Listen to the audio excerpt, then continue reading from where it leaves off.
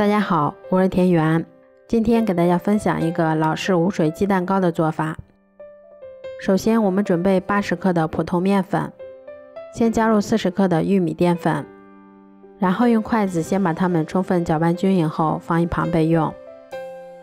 接着我们在大碗中打入4颗鸡蛋，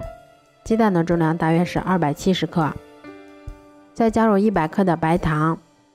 然后用电动打蛋器把它们高速打发至原来的3倍大，全程大约需要打发8分钟左右，一直打发至颜色发白，提起打蛋器滴下的纹路不易消失就可以啦。接着再把我们混合好的面粉也加进来，然后用打蛋器继续低速打发10秒钟左右，打发成像这种细腻粘稠的面糊就可以啦。接着我们在模具表面先刷上一层食用油防粘，再把我们调好的面糊倒入模具里面，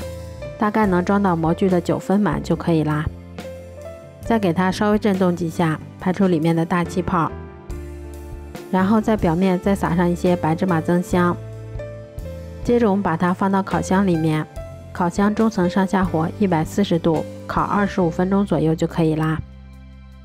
这样做出的老式无水鸡蛋糕吃起来非常的松软香甜，还有一股浓浓的鸡蛋的香味儿，